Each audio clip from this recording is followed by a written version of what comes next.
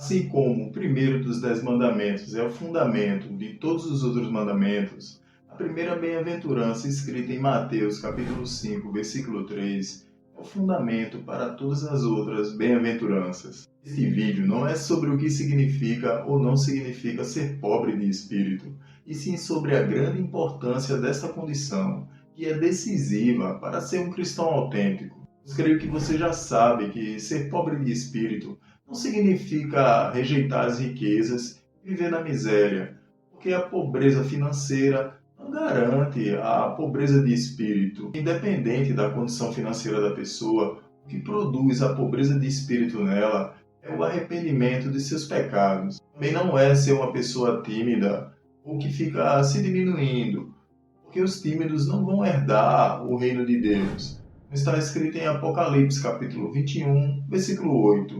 Todas as pessoas que aceitam a Jesus Cristo como único e suficiente Salvador são convidadas a serem pobres de espírito.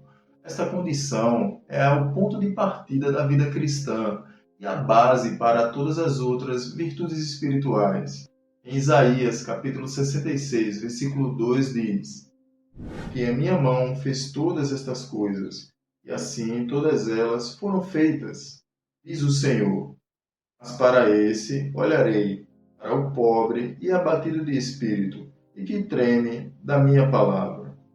Deus tem um olhar especial para a pessoa que é pobre de espírito, porque o pobre de espírito está disposto e aceita ser retirado de tudo que lhe é próprio, por amor e obediência à palavra de Deus. O pobre de espírito sabe que tudo que ele tem e ele é vem de Deus. Ele está convicto de que o sustento dele não está em suas mãos, e sim nas mãos de Deus. Jó, mesmo sendo o homem mais rico do Oriente, era uma pessoa pobre de espírito.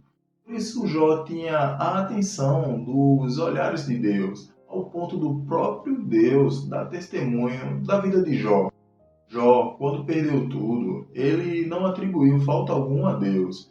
Mesmo em meio a toda a dor que estava sentindo, ele adorou a Deus naquela situação que ele estava vivendo. Em Jó, capítulo 1, versículo do 20 ao 22 diz: Então Jó se levantou e rasgou o seu manto, e rapou a sua cabeça, e se lançou em terra e adorou. E disse: Nu saí do ventre de minha mãe, e nu tornarei para lá.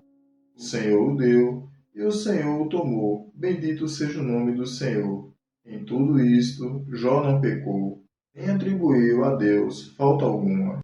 Esta atitude de Jó nos revela algo que só os pobres de espírito têm, e que agrada a Deus, e é adorar a Deus em meio à alegria e na tristeza, na escassez e na abundância. Por esta atitude, os pobres de espírito são os verdadeiros adoradores em espírito e em verdade. No Evangelho de João, capítulo 4, do versículo 23 ao 24, diz: Mas a hora vem, e agora é, em que os verdadeiros adoradores adorarão o Pai em espírito e em verdade, porque o Pai procura os tais que assim o adorem. Deus é espírito, e importa que os que o adorem em espírito e em verdade. Deus quer ver a adoração completa de toda pessoa que se aproxima dele, ou seja, com todo o seu ser. Que a adoração dessa pessoa não seja apenas nos momentos de abundância de sua vida, mas também nos momentos difíceis que acontecem na vida de toda pessoa que passa por essa terra. O pobre de espírito, por amor e obediência a Deus, aceita a vontade de Deus para o atual momento da vida dele, não se conformando ou se acomodando com a situação, mas adorando ao Senhor em espírito e em verdade. Em espírito, crucificando as paixões e concupiscência da carne, andando em espírito, não se vangloriando na abundância, nem reclamando na escassez, mas buscando em primeiro lugar o reino de Deus e a sua justiça. Em Gálatas, capítulo 5, do versículo 24 ao 26, diz: Os que são de Cristo crucificaram a carne com as suas paixões e concupiscências. Se vivemos em espírito, andemos também em espírito. Não sejamos cobiçosos de vanglórias, irritando-nos uns aos outros, invejando-nos uns aos outros. O pobre de espírito também anda em verdade, pois todas as suas obras, atitudes e palavras são para glorificar a Deus. Como Paulo diz em 1 Coríntios capítulo 10, versículo 31, que está escrito: Portanto, quer comais, quer bebais, ou façais outra qualquer coisa, fazei tudo para a glória de Deus. O pobre de espírito tem as duas virtudes que agradam a Deus.